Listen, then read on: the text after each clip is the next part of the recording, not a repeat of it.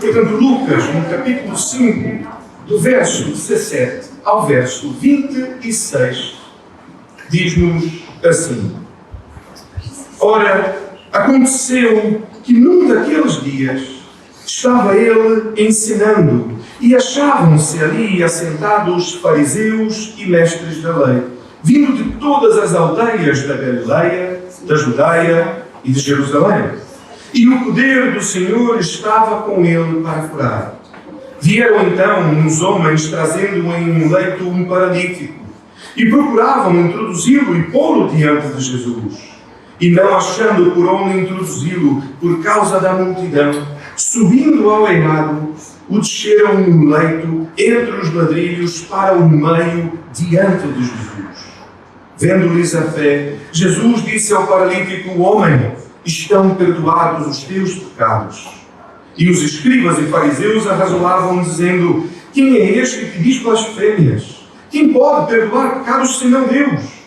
Jesus, porém, conhecendo-lhes os pensamentos, disse-lhes: Que arrazolais em vosso coração? Qual é mais fácil dizer: Estão perdoados os teus pecados? Ou levanta-te e anda? Mas, para que saibais que o Filho do Homem tem sobre a terra autoridade para perdoar pecados, disse ao paralítico: Eu te ordeno, levanta-te, toma o teu leito e vai para casa. Imediatamente se levantou diante deles e, tomando o leito em que permanecera deitado, voltou para casa, glorificando a Deus. Todos ficaram atônitos, davam glória a Deus e, possuídos de temor, diziam: Hoje vimos prodígios. Amém. Nós, quando introduzimos o estudo desta perícope, deste trecho, nós falamos sobre a existência aqui de alguns grupos diferentes, alguns personagens diferentes. E o primeiro grupo que nos aparece, obviamente, é este grupo dos fariseus e dos mestres da lei. E no último domingo em que estudamos este texto, nós falamos exatamente sobre este primeiro grupo. Mas, ao olharmos o texto, este não é um único grupo. A história não é apenas de uma conversa ou de um diálogo entre Jesus e fariseus e mestres da lei. A verdade é que eles estão ali e eles são personagens muito importantes, muito centrais nesta história, porque eles estão ali, porque eles estão a razoar em seu coração algumas coisas equivocadas, é que Jesus os corrige e, portanto, nós temos acesso a esta correção. E, então, não corremos o mesmo risco que aqueles homens correram. Mas existe aqui um segundo grupo. Um segundo grupo que muitas vezes, infelizmente, acaba por ser deixado de lado. Como se não tivéssemos quase nada, ou até mesmo nada a aprender com este grupo. Porque quando falamos neste texto, o próprio título, que provavelmente a vossa Bíblia tem, é A Cura do Paralítico. E, portanto, nós pensamos, ok, temos aqui então Jesus, é o personagem principal, e já falamos disto, que a verdade é que este texto não é um texto da cura do paralítico, não é o texto do perdão do pecado do paralítico, mas é o texto que mostra, como Jesus disse, que o Filho do Homem tem poder sobre a terra para perdoar pecados. Esta é a centralidade. Não é a cura do paralítico. Isto é um instrumento, como já temos falado sobre as curas de Jesus, é um instrumento para apontar e validar aquilo que Jesus deseja ensinar. Mas há esse segundo grupo, não é? Então teríamos ali Jesus e o paralítico, e teríamos este que nós chamamos do primeiro grupo, porque aparece primeiro, que são os fariseus e mestres da lei, e acabam por tomar um bocado a atenção, roubar um bocado a cena, não é? Porque estão ali sentados, mas estão a razoar em seus corações, e Jesus conhece-lhes o pensamento e sabe que o seu pensamento está equivocado, e Ele não deixa, Ele não permite que assim o seja, e os corrige. Mas existe aqui então um outro grupo. Um outro grupo que é um grupo muito importante, por algumas razões que haveremos de estudar hoje. Porque ele diz que, no verso 18, vieram então uns homens, trazendo em um leito um paralítico, e procuravam introduzi-lo e pô-lo diante de Jesus. Uns homens. No Evangelho de Marcos, se forem até lá, vão ver que Marcos diz que foram 4. E às vezes alguns irmãos, novamente, questionam-se, mas por que em Marcos diz que foram 4? Por que em Lucas não diz o número exato? E devemos lembrar novamente aquilo que Lucas nos diz no capítulo 1, ainda no começo do seu Evangelho, que o seu objetivo é fazer uma história, contar a história de maneira organizada e com aqueles relatos que ele conseguiu diante de testemunhas. Portanto, ele provavelmente, e quando estudamos os evangelhos sinóticos, que são exatamente o Evangelho de Mateus, Marcos e Lucas, que contam, tem muito da mesma história, eu imagino que Lucas, ao ver o relato de Marcos, ele, como um bom cientista, perguntou àqueles que lá estavam quantos é que eram. Porque aqueles que sabem e que já trabalharam com entrevista e testemunho, sabem que não podemos induzir, não é? Porque se perguntamos, olha, diga uma coisa, eram mesmo 4? Provavelmente a resposta vai ser que sim. Porque já induzimos a pessoa a dizer que eram 4 e colocamos na sua mente um número. Mas quando perguntamos, mas lembra-se quantas pessoas é que lá estavam? Quantos foram estes homens que estavam a carregar a cama? E provavelmente Lucas, ao conversar com aqueles que lá estavam, eles não lembravam. Não, lembramos que havia ali uns homens que o introduziram, mas não lembramos quantos é que foram. Portanto, eu imagino que, por isso, Lucas não diga quantos foram.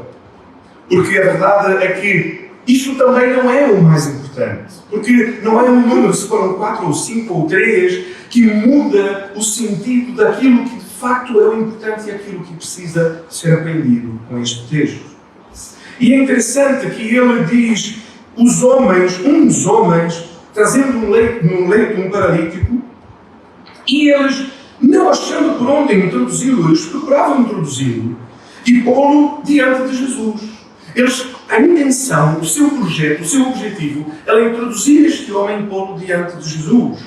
Mas eles não conseguiam, porque a multidão era tanta que eles não conseguiam passar. E imaginem, uma pessoa, às vezes é difícil quando há uma multidão muito grande e a multidão está mesmo apertada, é muito difícil uma pessoa que seja conseguir passar. Agora imaginem um grupo de homens e a carregarem no leito um paralítico. De facto, era uma tarefa realmente quase impossível.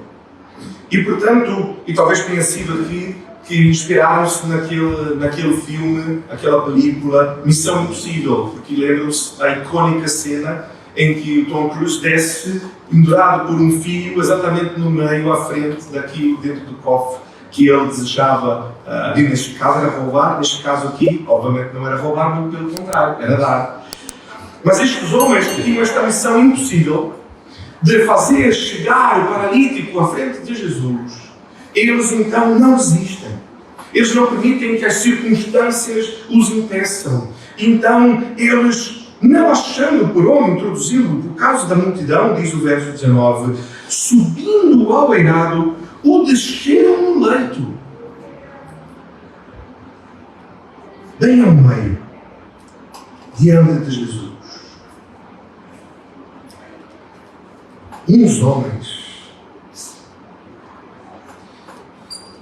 Irmãos, vemos então este grupo de uns homens. Quem são? Lucas, inclusive, nem nos diz quantos são. Não diz seus nomes, de onde vieram. Quem são?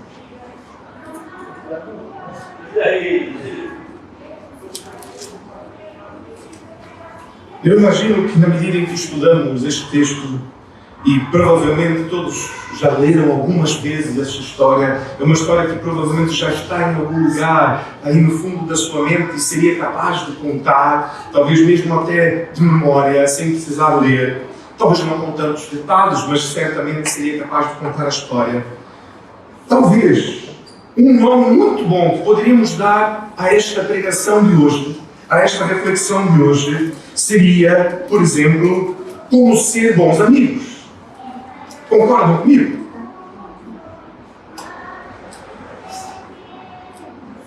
E eu honestamente cheguei a escrever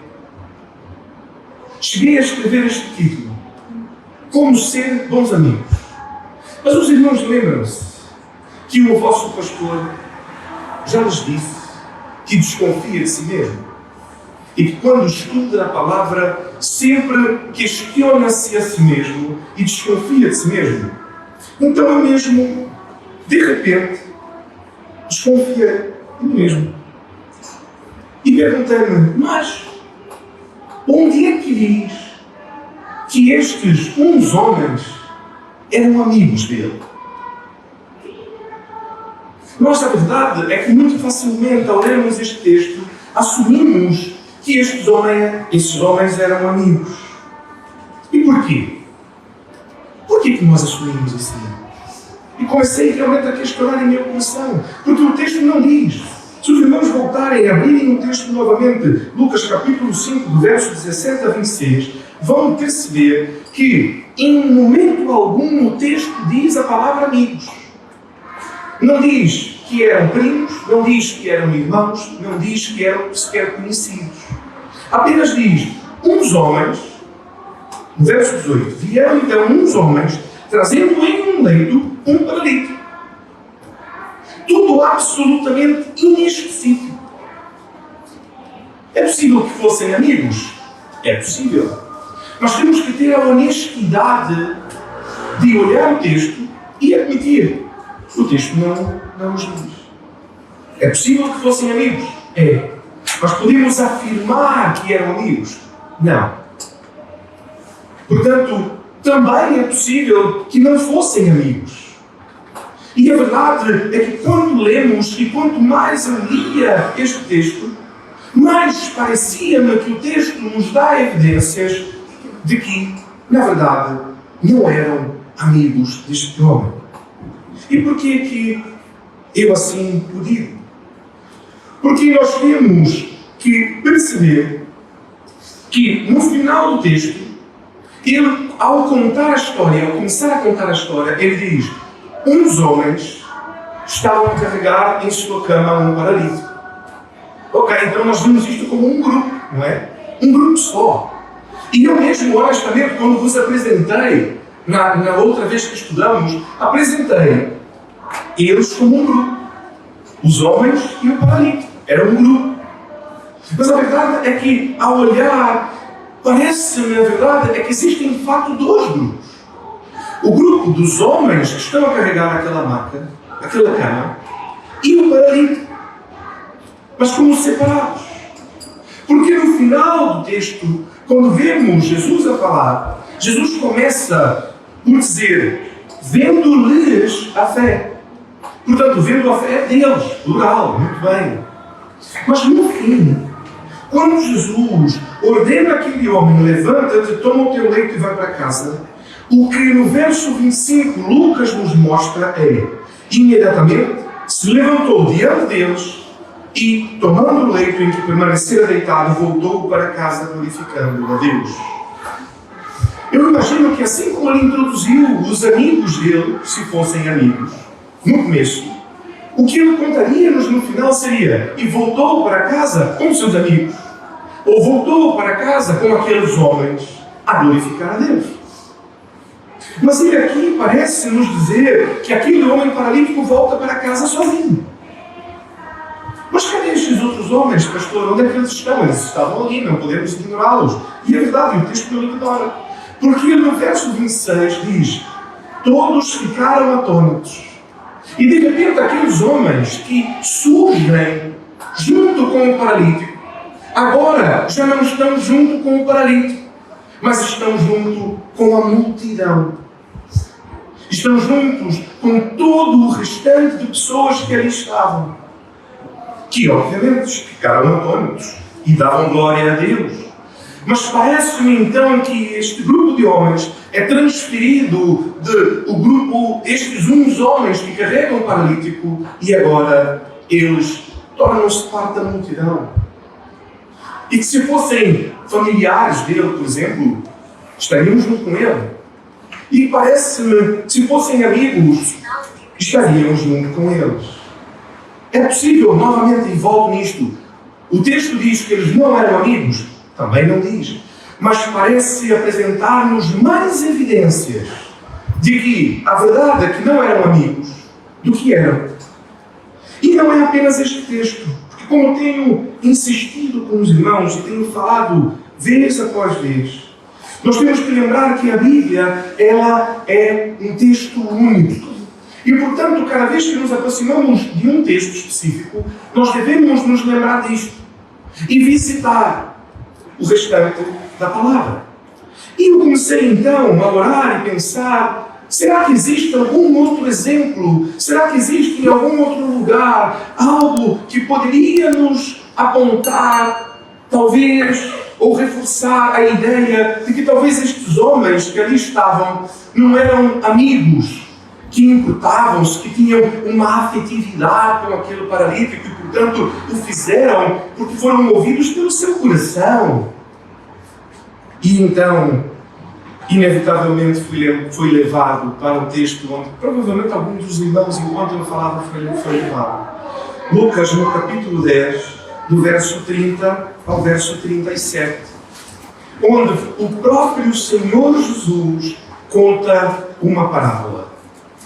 E a parábola que o Senhor Jesus nos apresenta em Lucas, capítulo 10, do verso 30 ao 37, é uma parábola bastante conhecida por todos nós, que diz assim: Jesus prosseguiu, dizendo: certo homem descia de Jerusalém para Jericó, e veio a cair em mãos de salteadores, os quais, depois de tudo lhe roubarem e lhe causarem muitos ferimentos, retiraram-se, deixando-o semi-morto. Casualmente, descia um sacerdote por aquele mesmo caminho, e vendo-o, passou ao lado. Semelhantemente, um levita descia por aquele lugar e vendo-o, também passou ao lado. Certo samaritano que seguia o seu caminho passou-lhe perto, e vendo-o, compadeceu-se dele, e chegando-se, pensou-lhe os ferimentos, e vendo-o, compadeceu-se dele. E chegando-se, pensou nos ferimentos, aplicando-lhes óleo e vinho, colocando-o sobre o seu próprio animal, levando-o para uma hospedaria e tratou dele.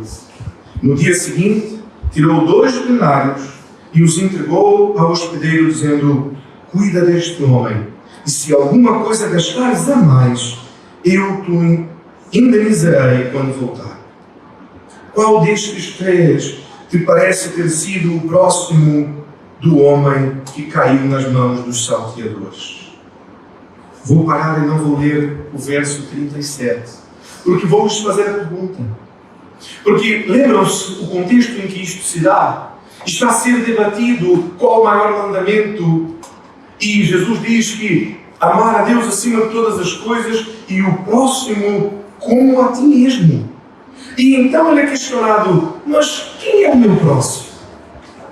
A tentativa era ali trazer uma ruptura e dizer que o romano não era o próximo, que o grego não era o próximo, que o samaritano não era o próximo, que o próximo, de facto, era aquele que tinha as mesmas características que eu, com quem eu identificava-me e que, portanto, era o meu vizinho de porta.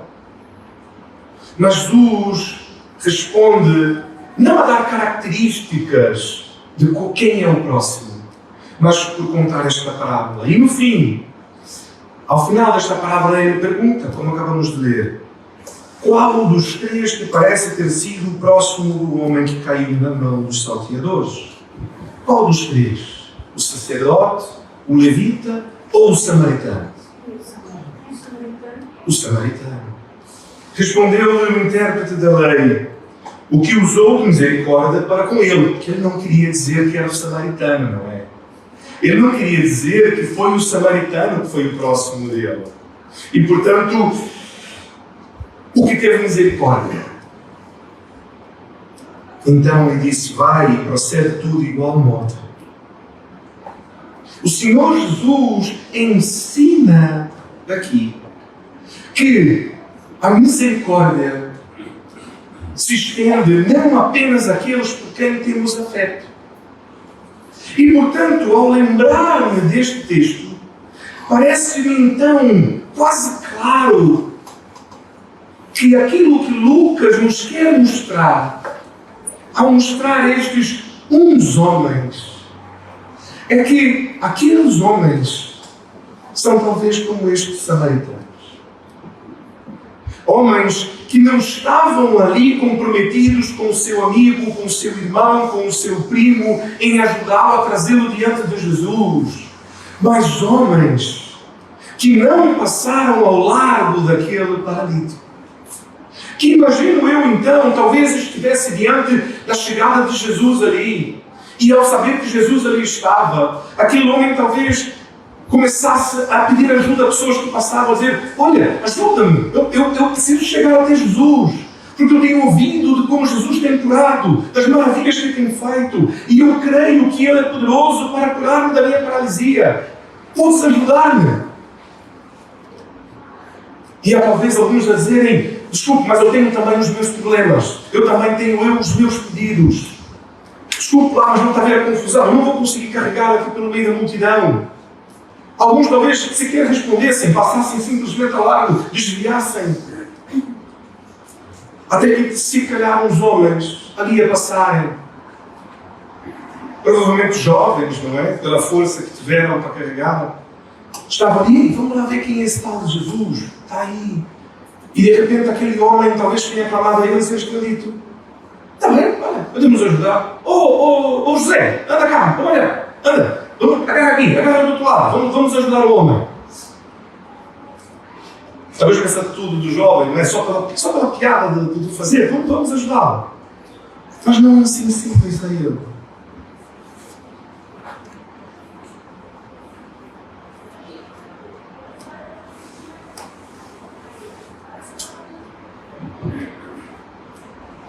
Ao olharmos então este grupo de uns homens, podemos aqui então aprender algumas lições, nomeadamente, pelo menos no mínimo, 3 coisas que podemos aprender com este grupo. A primeira coisa que nós aprendemos é sobre compaixão e empatia. Porque a verdade é que o problema da paralisia não era destes homens. Estes homens, inclusive, parecem ser o perfeito oposto.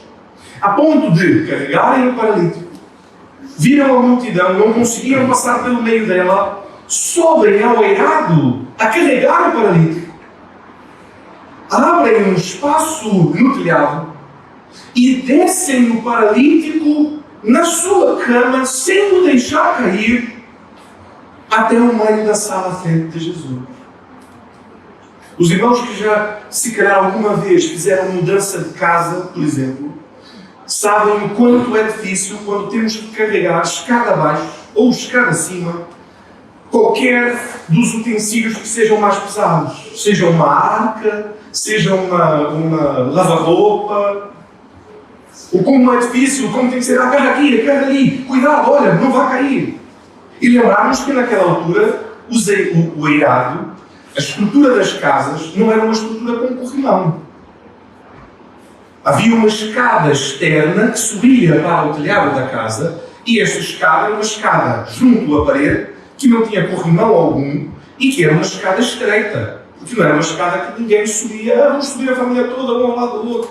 Era uma escada muito estreitinha, sem corrimão, que ia para o telhado. E estes homens, estes jovens, têm força o suficiente, habilidade suficiente, reflexo suficiente para subir, meter este homem, provavelmente, se calhar, é possível que tenha sido um que tenha dito: olha, deixa-me lá, meto-lhe os lombos e subo eu e o resto me volta a parar só para não cairmos. Ou não, um agarrou pelas pernas, o outro pelo tronco e foram ali a subir. De qualquer forma, mostra habilidade, mostra força. E estes homens sobem com ele. E então não apenas isto, mas descem. E talvez os irmãos já tenham visto hoje com a internet, não é? Já tenham visto vídeos engraçados ou piadas de pessoas, e antigamente, mesmo quando não tinha internet, nos desenhos nas bandas desenhadas ou quando víamos os bonecos na televisão, havia sempre esta cena, a subir o piano ou a descer o piano pela janela. E aquilo nunca corria bem. Era sempre a anedota da história, que é o piano caía e partia-se e caía na cabeça de alguém e era sempre difícil. Imaginem a descer um paralítico em sua cama, pelo telhado, entre as telhas, para o centro de uma sala cheia, na frente de Jesus. Homens fortes, habilidosos. O problema, de facto, não era deles. Eles não tinham nada que os identificasse com aquele homem. Se ela falasse, não, eu também tenho eu mesmo um problema, eu também tenho uma dificuldade a andar, eu também, então vou ajudá-lo. Não era. Eles eram os perfeitos opostos, eles tinham tudo para não sentir qualquer empatia por aquele homem. Mas tiveram compaixão. E não apenas compaixão. Porque a compaixão, ela nos move certamente a ouvir o outro. Quando nos compadecemos do outro, nós ouvimos ao outro. Mas, infelizmente, muitas vezes, ainda que movidos pela compaixão, somos levados a buscar soluções. E em nosso tempo, talvez de maior maneira ainda. Porque nós queremos encontrar a solução.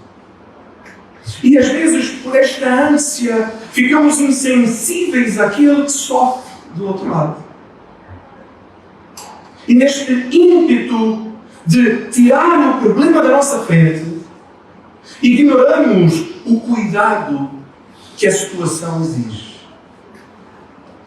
Para isso, é preciso ter um outro componente, a empatia. Que é, basicamente, de maneira muito simples, é meter-se no sítio do outro e imaginar, e se fosse eu que estivesse cá, paralítico, portanto, incapaz de por mim mesmo ir ter com Jesus. Mas eu sei que Jesus está cá. Eu sei que Ele é poderoso para curar-me. Mas não consigo ir. Eu não posso ir. Certamente eu pediria ajuda. Não apenas a minha família e os meus amigos, mas eu pediria ajuda para qualquer um que passasse à minha frente. E diria, tem misericórdia de mim. Por favor, ajuda-me. Nem que seja um bocadinho, nem que seja ajudar-me a ir um metro para frente, porque depois então peço ajuda a outro, até que isso chegue. Mas ajuda-me. E a empatia, então, faz com que nós pensemos e nos coloquemos no lugar daquele outro que sofre. Não apenas com o interesse de resolver uma questão, mas de facto a sentir e perceber a dor que o outro sente. E que, portanto, não é apenas uma questão de resolver um problema. Porque a compaixão pode nos fazer e nos mover, inclusive, a agir. E alguém que sente fome, nós então damos de comer, damos de beber. Mas aquilo que tem empatia, vê esta situação e pergunta-se, mas por que tem fome? Mas por que tem fome? E a resposta para isto é que a razão desta pessoa ter fome, ainda que eu a ajude neste momento, eu vou estar a ajudá-la e vai ser bom e ela neste momento não vai ter fome, mas e amanhã? A verdade é que eu não terei resolvido o problema. Eu terei apenas empurrado o problema um bocadinho para frente. Ou para o próximo que há de passar por aqui e que vai ter que decidir se ajuda ou não. A empatia faz-me perceber que não vai ser o dar de comer àquele homem que vai resolver o seu problema. Não que eu não possa fazer, não que eu não o vá fazer, mas a verdade é que a empatia chama-me a envolver-me com o problema, a sentir aquela dor daquela pessoa. O interesse não apenas em resolver, no sentido imediato de resolver, mas de realmente ir fundo e perceber e sentir para buscar verdadeiramente resolver. O problema daquele homem não era alguém que o carregasse. Percebem? Porque se o fosse, e se o compromisso destes homens, destes uns homens, fosse, está bem, vamos carregá-lo. O problema é carregá-lo. Vamos carregá-lo. Quando chegassem diante da multidão, o que diriam? Olha, carregamos, não há como passar, sinto muito, peço perdão, posso-me deixar aqui mesmo. Mas o problema daquele homem não era quem o carregasse. O problema daquele homem era a sua paralisia. E aqueles uns homens não pararam enquanto não meteram aquele homem diante de Jesus. Porque eles, pela fé, percebiam que a solução real para o problema real daquele homem estava em Jesus. Portanto, não apenas o carregaram, mas o meteram à frente de Jesus. Está aí. Agora é entre tu e Jesus.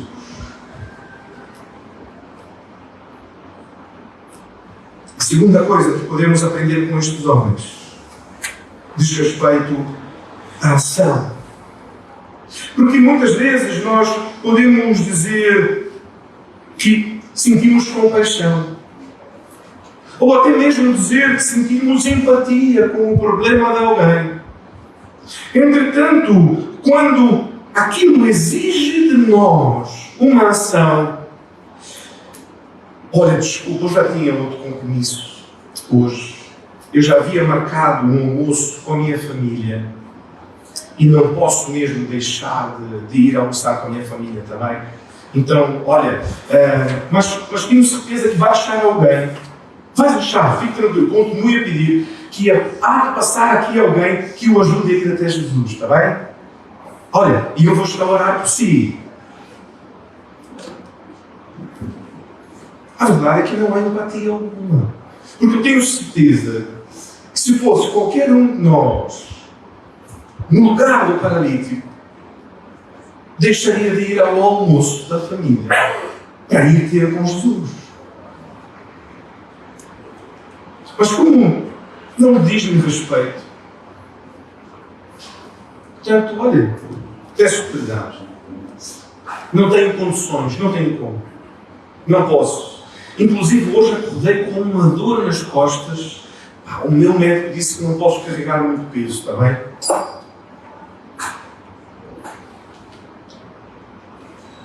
A verdade é que aquele que compadece e tem empatia pelo problema do outro, ele gasta dos seus recursos para ajudar o outro. Nós vemos estes homens a gastar pelo menos 3 diferentes tipos de recursos. Primeiro, o seu tempo. Porque eles podiam estar a fazer outra coisa, eles podiam eles mesmos estar a meter-se no meio da multidão para ouvir Jesus e começar a ouvir Jesus antes. Porque, obviamente, ao carregar o paralítico na sua cama, foram atrasados. Não é? Então Jesus já estava ali a ensinar e perderam o começo. E quem perde o começo às vezes fica difícil de perceber o fim, não é? Então queremos ser os primeiros a lá estar. Queremos ouvir a Jesus a ensinar desde o começo. Mas eles gastam do seu tempo. Não apenas do seu tempo, mas como nós falamos, eles gastam da sua força. Porque eles estavam a carregar o homem. E portanto eles gastam a sua energia, a sua força para ajudar aquele homem. E não apenas. Porque quando eles chegaram e estava aquela multidão, o que eles fizeram não foi usar a força. Não foi empurrar a multidão para abrir um caminho para que pudessem passar. Mas eles usaram um terceiro elemento, um terceiro recurso que eles tinham, que era a sua inteligência. E se calhar, não conseguimos ir por aqui, está muito cheio, ninguém vai dar licença. Como é que nós resolvemos esta questão? Como é que nós, de facto, ajudamos este homem? E deixá-lo aqui não vai ajudá-lo. Mas como é que nós ajudamos? E de repente se calhar um olhou e olha. Eu quando era miúdo, eu costumava às vezes pegar umas peças da minha mãe. A minha mãe estava em casa a arrumar as coisas. Eu ia lá, abria um buraquinho, subia ao eirado, abria um buraquinho no telhado e deitava coisas para dentro da casa. E a minha mãe ficava, mas onde que surgiu essa sujeira? Acabei de varrer isto. E ela então varria e arrumava. E quando ela virava as costas, eu jogava ali um bocadinho de novo. E ela ficava ali, até que ela percebia que eu estava em cima do eirado. Se calhar podíamos fazer o mesmo. Podíamos subir ao eirado, abrir ali um espaço e olha, tentar descer o homem ali. Também, vamos. Parece uma boa ideia. E como é que nós vamos fazer? Olha, amarra aqui nesta ponta, apanha a tua capa, junta com esta outra capa aqui agora. Vamos a ver. Como é que nós fazemos? Agarramos nele, amarramos ele a cama, amarramos a cama. E devemos ter inteligência e usar a sua inteligência, o seu tempo, a sua força. Eles investiram naquele homem. E uma característica muito marcante: o fizeram de maneira desinteressada. Porque o texto nos fala de uns homens. O texto não diz seus nomes. O texto não diz que eles tiveram qualquer benefício com isto. Quem é que teve os pecados perdoados? O paralítico. E os que levaram a cama? O texto não diz. Quem é que foi curado das pernas? O paralítico. E os que levaram ele lá para cima?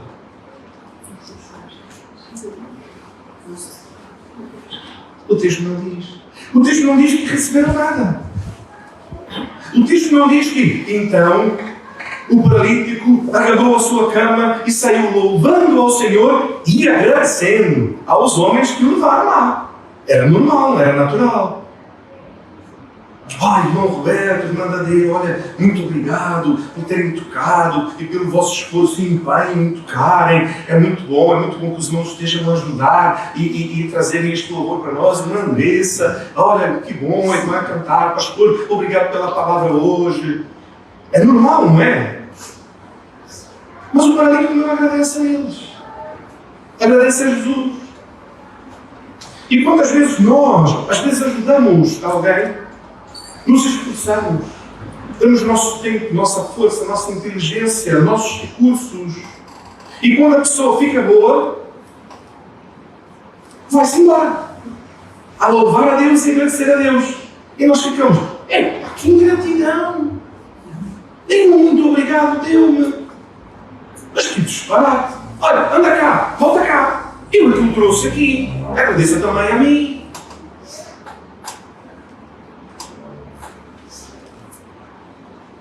Eles não receberiam nenhum benefício. E não receberam nenhum benefício em ajudar aquele homem. A não ser o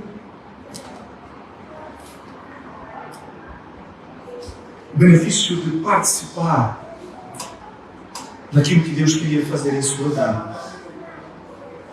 De saber que foram usados por Deus como instrumentos para que aquele homem agora pudesse não apenas deixar de ser um paraplégico, mas para que aquele homem agora pudesse ter alegria, liberdade, sucesso em sua vida.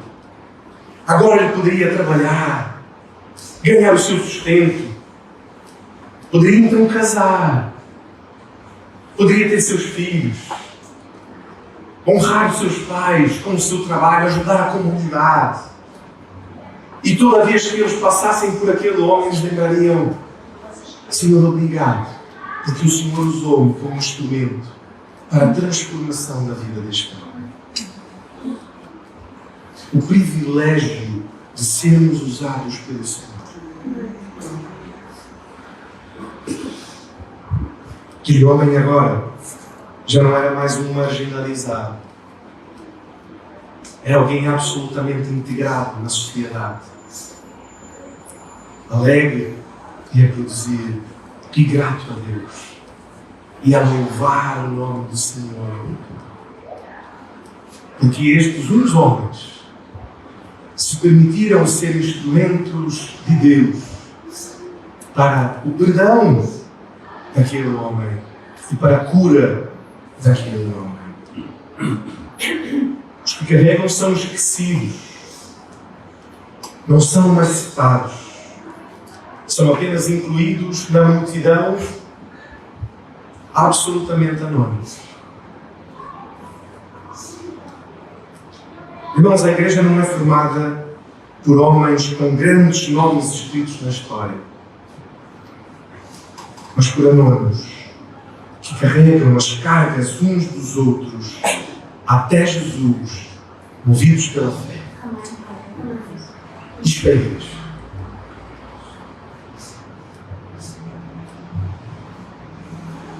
Porque se dependêssemos de grandes homens com grandes nomes, as igrejas seriam igrejas de um ou no máximo dois, cá. Mas não é esta a nossa realidade.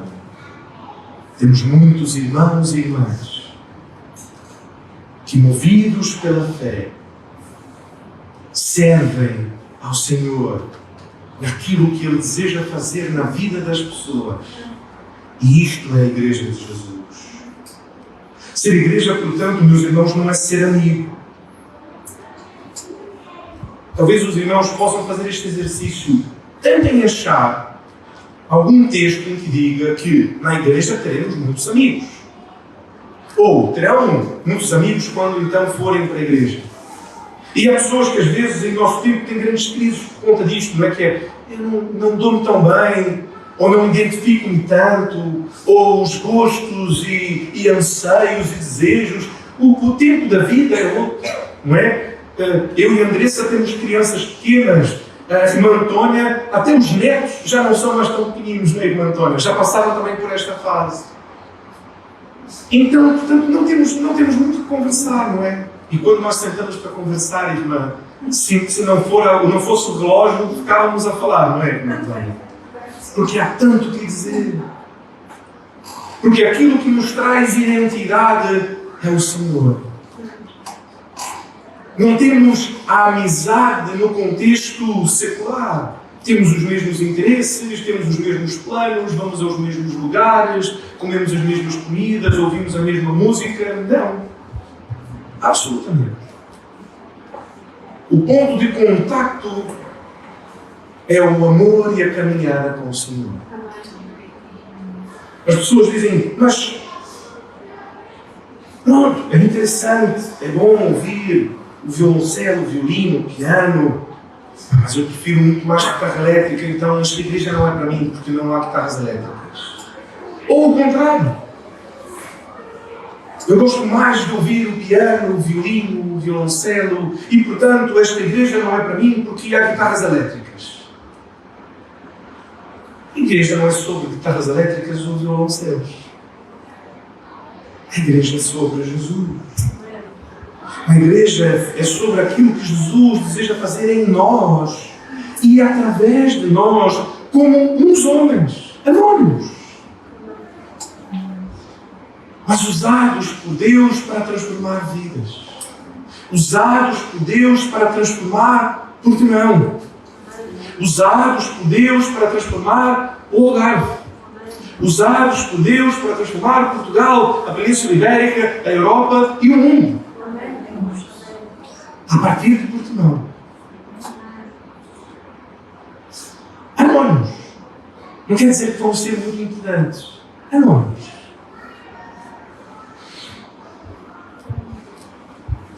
E a última coisa. O texto diz, vendo-lhes a fé. Não apenas a fé do paralítico. Percebem? Porque senão o texto diria, vendo-lhe a fé. Mas o texto diz, vendo-lhes a fé. Portanto, Jesus leva em conta também a fé dos homens.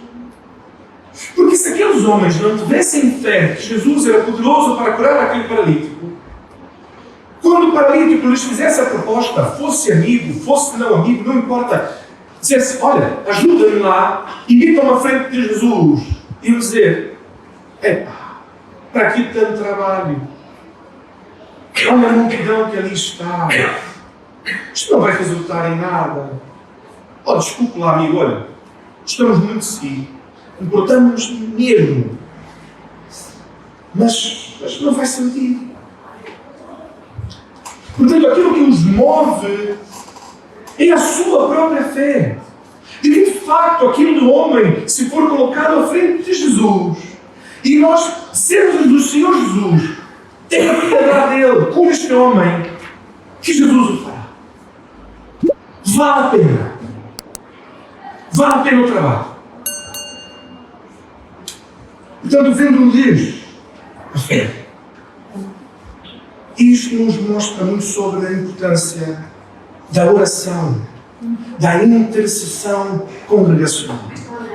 Quando nós apanhamos nas pessoas, sejam os nossos familiares, sejam os nossos vizinhos, sejam aqueles que estão a passar, olha aquela senhora que acabou de passar ali à frente, que eu não a conheço, não sei seu nome, nunca vi, e eu oro, Senhor Jesus, revela-te a ela. E eu a apanho pela oração, mesmo nos ombros, e a carrego até à frente de Jesus, e digo, Senhor Jesus, aqui está esta vida. Eu não sou poderoso para fazer nada. Eu não sou poderoso para curar esta pessoa. Eu não sou poderoso para convencê-la de quem o Senhor é. Mas o Senhor é Deus poderoso. Portanto, tem misericórdia desta vida. Tem misericórdia desta pessoa. E não o fazemos sozinhos. Nós temos a nossa reunião de oração, terça-feira, 10h30. Temos o nosso culto de oração, quarta-feira, às 4h. Temos a nossa reunião de oração antes do nosso culto, domingo, às 10h, onde nós nos unimos como uns homens e exercitamos a nossa fé e despendemos aquilo que temos como recurso.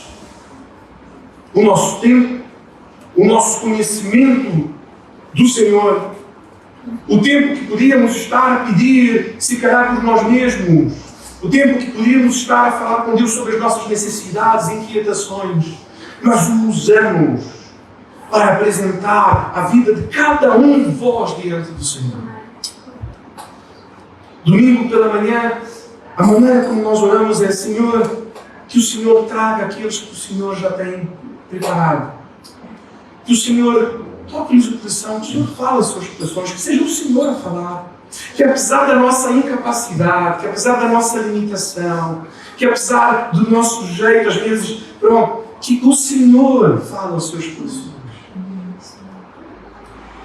Que o Senhor toque-lhes e transforme a vida por meio da Tua Palavra. E nós apresentamos a vida de cada um de vós diante do Senhor. E apresentamos este culto diante do Senhor. E dizemos, Senhor, recebe este culto. Que não será perfeito, porque nós somos imperfeitos. E, portanto, há de haver aqui questões técnicas que, se calhar, alguém tecnicamente poderia dizer que isto podia ser melhor, aquilo melhor. Mas, Senhor, recebe este nosso culto imperfeito. É o que nós podemos dar. Recebe pela Tua graça, pelo Teu amor. Que cada um de nós, de facto, possa trazer o seu louvor, a sua oração diante de Ti, Senhor. A importância da oração e da intercessão. E a importância da comunhão. Porque muitas vezes nós, quando falamos na igreja, pensamos imediatamente em comunhão. E como é importante estarmos juntos. E nós, agora aqui há alguns poucos meses, tivemos um pequeno almoço cá na igreja e pretendemos fazer isto em breve. Nós vamos ter, agora no começo do próximo mês, vamos ter o aniversário da igreja que vamos comemorar no dia 9 de outubro. E vai ser um momento, certamente, de comunhão. E o momento em que partilhamos o pão, o momento em que temos um pequeno almoço juntos, obviamente isto é um momento de comunhão. Mas mais do que isto, comunhão é ser uns homens. Comunhão é preocupar-se com o outro, estar atento à necessidade do outro, ter empatia com o outro e agir, a despender dos seus recursos, sem receber nada em troca, a não ser o privilégio de ter sido usado pelo Senhor para colocar as pessoas diante do Senhor, pela fé. Isto é comunhão. Comunhão não é gostar do irmão. Inclusive eu posso ter muita comunhão com alguém até que desprezo. Desprezo, pastor, coisa horrível. Desprezo no sentido de que este homem, o paralítico, ele era alguém marginalizado na sua sociedade. Os paralíticos, em geral, eram pedintes. Eram homens que ficavam à beira das estradas a pedir a ajuda dos outros. Exatamente porque naquela época, naquela altura, não havia acessibilidade. Estes homens não podiam trabalhar. E, portanto, não tinham o que comer. E, portanto, não conseguiam banhar-se com a mesma frequência. Por terem falta de recursos, também não tinham roupas novas, bonitas e brilhantes e limpas e cheirosas. Eram roupas rotas, provavelmente normalmente tinham apenas uma, mal cheirosas, com uma aparência, um mau aspecto, e eles mesmos também mal cheirosos, completamente marginalizados. Então, neste sentido, podemos ter comunhão e ser igreja, mesmo com aqueles que estão marginalizados e que para nós nada tem que nos atrai a eles. Não temos qualquer amizade, muito pelo contrário. Mas não é isto que é ser igreja. Ser igreja não é ser amiguinho e ser fofinho e ter bons pensamentos e achar o outro muito fixe. Nós vemos que somos igreja quando nós de facto temos pessoas diferentes de nós. Pessoas com quem de facto, se calhar, nunca teríamos oportunidade de falar e conversar e ouvir e saber se não fosse na igreja. Se não fosse porque estamos unidos no Senhor.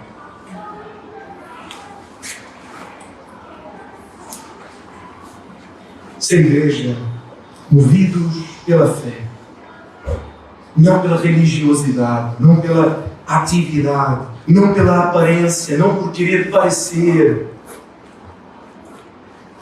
não porque, então quer dizer que então o que devo fazer é ajudar o outro, então vou ajudar o outro. Olha, estou a ir ali ajudar, hein? Estão todos a ver? Atenção, estou a ir ali ajudar, hein? Vou despender do meu tempo.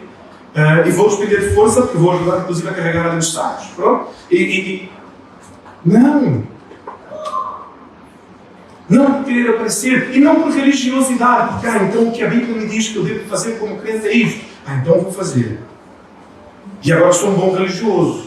Senhor, obrigado porque eu sou um bom homem, e eu ajudo as pessoas, e tenho um bom coração, e disponho do meu tempo e dos meus recursos para ajudar o outro. Obrigado, Senhor, que eu não sou como aqueles outros, não é? Que vão à igreja de Portimão, que vão lá, sentam-se, ouvem a palavra, mas que não fazem nada por ninguém. Obrigado porque eu não sou como eles. Não. Aquilo que nos deve mover é a fé. Aquilo que move estes homens são a fé. Porque a palavra diz, reconhecendo-lhes a fé. Estes homens são movidos não por uma religiosidade de que vamos ajudar este pobre então. Porque ganharemos alguma coisa, nem que seja com Deus, nem que seja diante de Deus. Não. Eles foram movidos pela fé. Eles sabiam, estavam convictos de que se metessem aquele homem diante de Jesus, o seu problema seria resolvido. Somos movidos pelo quê? Portanto, ser igreja não é ser amigo, ser igreja é ser o próximo. Assim como o samaritano foi o próximo. Assim como o Senhor Jesus ensinou que era o maior mandamento, amar a Deus acima de todas as coisas e o próximo como a ti mesmo. Ser igreja é ser o próximo. Quem ensinou isto não foi o pastor, foi o Senhor Jesus. Muitas vezes. E de maneira prática, como que aplicamos isto em nossas vidas? Eu tenho 3 perguntas para fazer aos irmãos. Os irmãos devem responder em seu coração, novamente, assim como o pastor os tem ensinado, a duvidar de si mesmo. Primeiro, tenho estado atento às necessidades dos que me cercam ou apenas às minhas próprias necessidades? Quando eu oro, a minha oração ela é tomada pelas minhas inquietações e necessidades? ou pelas inquietações e necessidades dos que estão ao meu redor? Tenho investido meu tempo, tenho investido meus recursos na vida do próximo? Ou a minha desculpa sempre, olha, os meus recursos sequer dão para mim. Eu não tenho tempo para mim. Eu não tenho dinheiro suficiente para mim. Eu não tenho conhecimento para mim. Desculpe, mas se não tenho nem para mim, não consigo. A usar de desculpas. Tenho investido recursos na vida do próximo. E por último, tem sido a minha fé que me tem movido? Ou as minhas vontades, impressões, religiosidade, que é o maior perigo para nós, não é? A sermos movidos pela religiosidade. Não quer dizer que não devemos ter obediência, não quer dizer que não devemos ter disciplina, não quer dizer que aquele domingo que acordamos, se calhar hoje não estou com muita vontade de ir à igreja. Então não vou. Não quer dizer isto. Que talvez vamos ter que às vezes ter disciplina, vamos ter que ter obediência, porque o Senhor disse que o domingo era do Senhor, era o dia de separar para o Senhor. Então nós temos obediência e vamos, e trazemos os nossos louvores, nossas inquietações à casa do Senhor, ainda que o nosso coração não nos diga, não nos mova. Mas o que nos tem movido tem sido a nossa fé. Porque a fé também não é um calorzinho no peito, a fé não é a nossa vontade. A fé é a certeza daquilo que não vemos. A fé é a convicção de que a Bíblia está correta. Então, ainda que eu acorde pela manhã, sem vontade de ler a Bíblia, sem vontade de orar, sem vontade de adorar o Senhor, porque parece que na minha vida tudo está a correr mal, porque parece que não há nada que seja digno de eu dizer, Senhor, obrigado por isto ou por este dia. Ainda assim, pela fé, pela certeza, pela convicção, pela confiança na palavra de Deus, isto é o que me move. Então eu oro, mesmo que seja para dizer, Senhor, não tenho em mim nenhuma vontade de orar, tem piedade de mim. Nem que seja por isso. Senhor, eu olho ao meu redor e não consigo ver nenhum motivo de gratidão. E sei que estou errado. Porque a tua palavra diz que o sol nasce sobre bons e sobre maus. Portanto, eu devo ser grato pelo sol. Mas o sol está demais, está muito quente, estão até queimadas. Senhor, eu sou grato pelo sol. Eu sou grato por tudo que o Senhor me tem dado. A própria vida, a própria respiração, o próprio dom da vida. Pela fé. Mesmo quando me parecer que não existe nada. E eu oro pelo outro. Porque, meus irmãos, nós temos falado sobre isto no último domingo na Escola Bíblica Dominical, nossa EBD, às 19 horas, que hoje novamente também teremos, os irmãos estão todos convidados. Nós falamos sobre exatamente isto. O privilégio que temos como filhos de Deus de usufruir do reino. A oração não é um momento de obrigação, é um privilégio. É um privilégio de estar na presença do Rei, de ser por Ele ouvido e de ouvir a sua voz. Estudar a Bíblia é o privilégio de recebermos uma carta do Rei a falar conosco. É um privilégio. Adorar ao Senhor e reconhecer tudo o que Ele fez por nós é um privilégio. E nós temos o privilégio de usufruir do reino.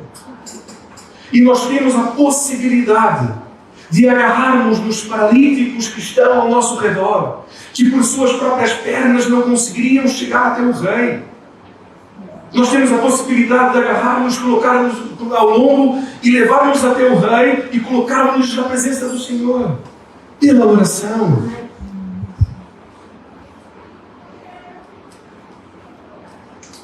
E transformar o mundo. Não porque alguém um dia vai nos dizer e ser muito grato. Obrigado, somos muito gratos àquilo que o pastor, ou aquilo que o irmão, ou aquilo que a irmã fez e que transformou por ti, não. Provavelmente ninguém lembrará de nós. Mas o que nós desejamos ardentemente é que Portimão seja transformado. Não que o nosso nome seja o nome de uma rua. mas desejamos colocar por timão na presença do Senhor, porque sabemos que o Senhor é poderoso para transformar. Por isso oremos ao Senhor, apresentarmos-nos diante dele, porque sabemos que Ele é poderoso para transformar a nós e apresentar nossos familiares, nossos amigos, nossos colegas de trabalho, vizinhos, os desconhecidos, aqueles que vêm visitar Portimão, os turistas, que eles venham cá e sejam impactados, de tal maneira que ao voltarem para casa que eles tornem-se algo diferente naquele lugar. E não são as praias, não é o atendimento, não é o facto de estarmos de férias. Havia qualquer coisa ali que é diferente. E que eles possam ser tocados também pelo poder de Deus neste lugar. E serem transformados. E ao voltarem para casa, serem também transformadores. Porque lembram-se, e foi de propósito. Começamos o nosso culto a ler um texto. O Senhor Jesus com uma mulher samaritana, por acaso também, não é? E que Ele diz o que é ela no final. Aquele que beber desta água, conserva duas coisas. A primeira, nunca mais terá sede. É para ela.